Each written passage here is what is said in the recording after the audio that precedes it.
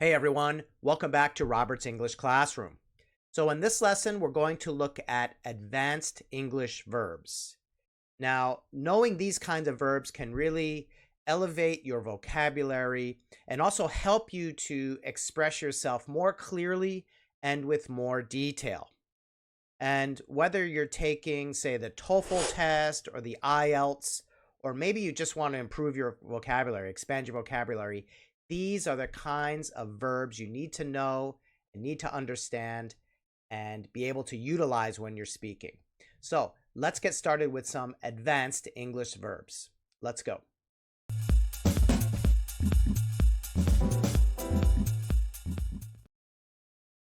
Verb number one is corroborate. Corroborate. Now, corroborate means that we want to support or confirm a statement or a theory or some kind of finding or information. And usually we use additional evidence to back up what we're trying to say. So this helps us to corroborate our ideas. So we can corroborate a theory, corroborate a statement, corroborate a finding. Now, let's say, for example, you're working on a research paper and you need some support to prove your paper, right? So you find a study that goes along and supports your findings. So you can say that this study corroborates my argument. Okay, it supports my argument. Or imagine you're at work and you're having a meeting with your coworkers, and your coworker presents an idea, okay, brings up an idea, and then you can help support that idea with some evidence. So you corroborate that idea, or you corroborate your coworker's claims. Okay, so basically it's supporting something, right? Supporting an idea. So some examples. The police used a video to corroborate who did the crime. So they had an idea who did the crime, but the video corroborates who did it, supports who did it. Scientists are looking into more data to corroborate the theory of climate change. So there's climate change. How do scientists corroborate this theory? The second word is elicit. Elicit. So elicit means to influence someone to respond or react or give you information. So you're pushing someone or making someone respond to you. So for example, when I'm teaching a class, when I'm in the classroom, I want to encourage my students to speak out and participate. So I elicit some thought-provoking questions, okay? And these are questions that will help make it easy for my students to respond to me. So I'm eliciting questions to my students, and hopefully the students answer me. Usually they do. Okay. Maybe you're having an argument with someone and you make some really mean comments to that person, and that elicits an emotional response from that person. So my comments, my mean comments, elicit an emotional response from that person or make that person respond. So some examples here. The teacher's question elicited a variety of responses from the students. The comedian's jokes elicited laughter from the audience. So the comedian said some funny jokes. He elicited laughter. He made people laugh. He made people respond. The next word is facilitate. Facilitate. Now, facilitate means that we make an action or a process easier or more efficient. Okay, so we want something to happen, but we're going to help it be more efficient or happen more quickly. So imagine you're at work and you're leading a group project, okay? And your job in the group is to facilitate discussion so that everyone can share their ideas.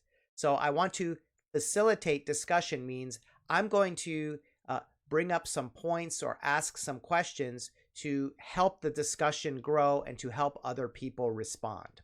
Okay, it's a little bit like the last word we did, elicit. Okay, I can elicit questions to my group, And what I'm doing is facilitating discussion or making discussion happen more easily. So some examples. The new software was designed to facilitate collaboration between team members, okay, to make communication or sharing between team members easier. A good manager knows how to facilitate productive meetings. Okay, how do you make a meeting really productive and efficient and not waste time? You facilitate a productive meeting or make it easier. The next word is gauge. Gauge. Now, take a look at how this word is spelled, right? It's G-A-U-G-E, right? It looks very strange, so be careful. It's gauge. Now, gauge means we want to measure or assess something. And we want to assess to see how successful it will be or how it might change a situation. So let me give you an example here. Like, really easy. You're preparing for a big exam. Maybe you're preparing for the TOEFL or IELTS exam, okay?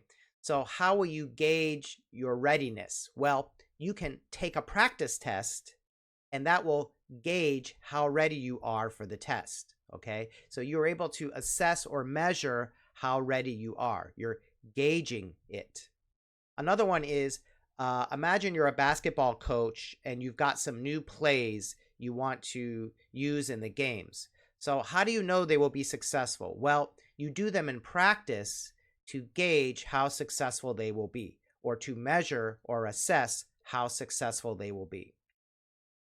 So some examples. We conducted a survey to gauge public opinion to the new policy. Okay, so we gauge or we measure, what's the opinion? What are people thinking? It's difficult to gauge how many people will come to the party. Okay, so we have a big party. We want to assess how many people might come. It's difficult to gauge how many people will come. Our next word is hinder. Hinder. Hinder simply means to delay or slow down progress or movement. So you're just slowing it down or delaying it. So imagine you're trying to finish a task. You're trying to finish a job, but you keep getting interrupted by phone calls or emails or people coming in. So it hinders your productivity, okay? It hinders your completion of the job. It's slowing it down, okay? Slowing down your progress. Some sports players get hindered by injury.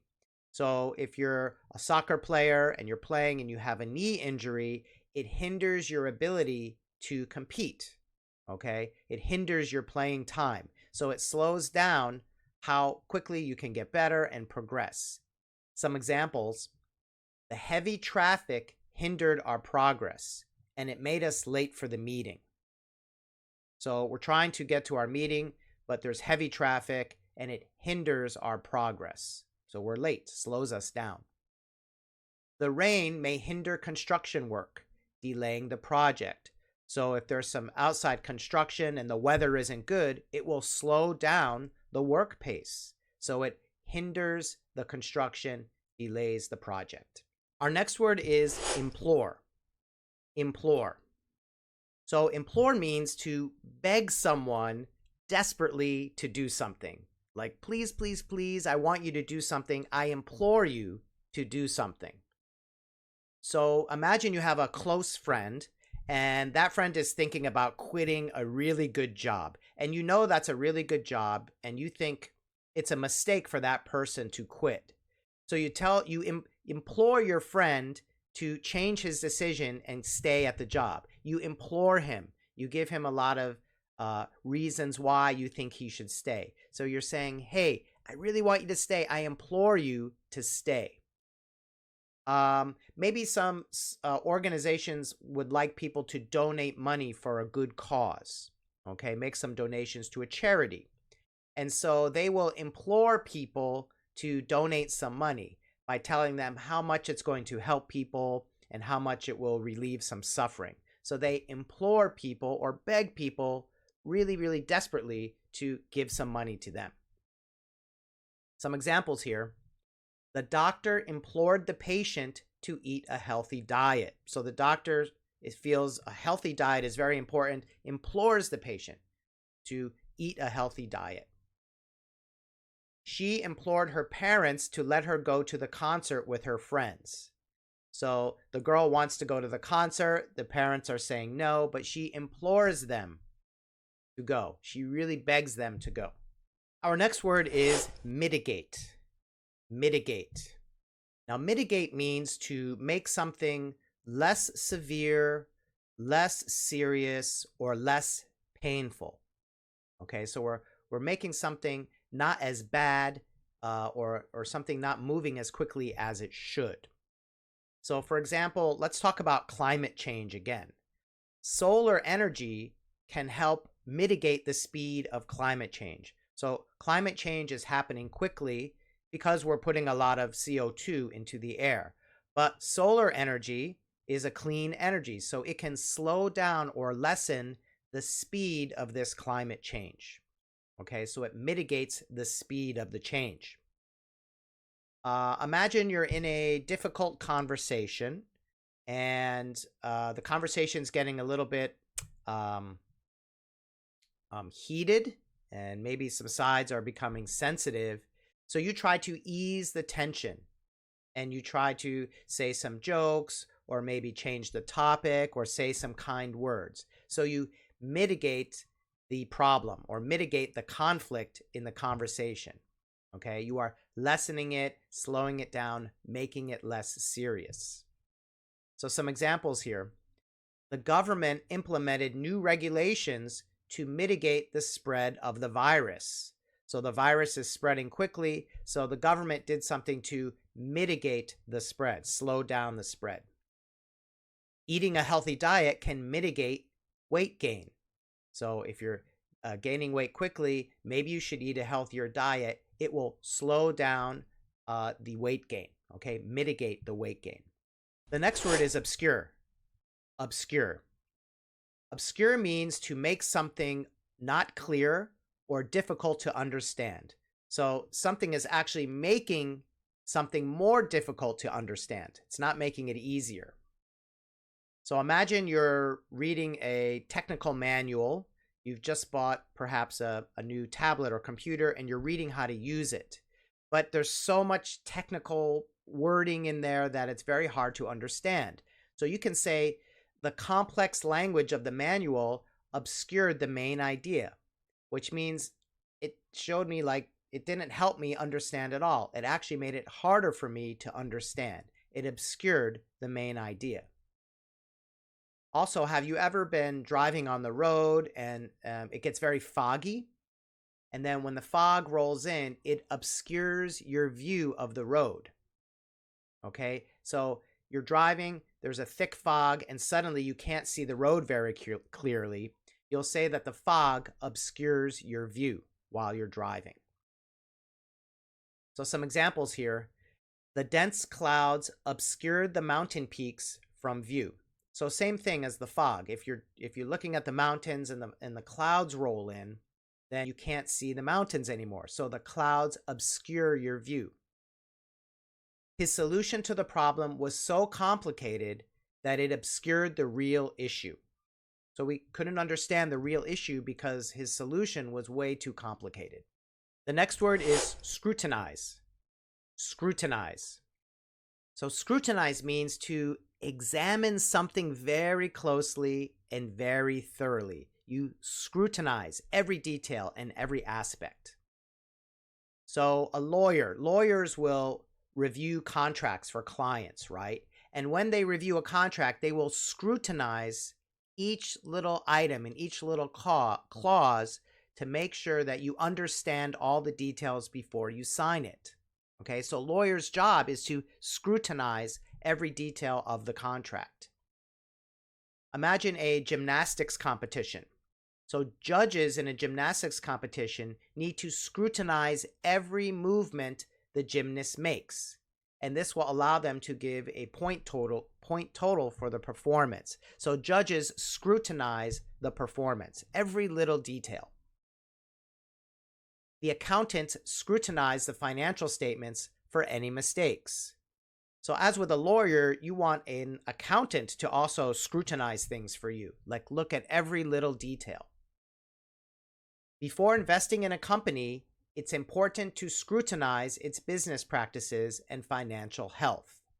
So if you're going to invest a lot of money into a company, make sure you know every detail and all the specifics about that company. You need to scrutinize that company, how they do business and what their financial health is. And the last word is validate. Validate. Validate means to prove that something is correct or accurate. So let's look at a scientist. A scientist is completing a very long research project, and he gets to his final results, and the final results validate his hard work, and it validates his theory. So it's showing that it's correct and accurate. Okay, so the results validate his argument. Now, maybe you've applied for a visa to travel to another country. And sometimes before you get that visa, you need to validate your passport.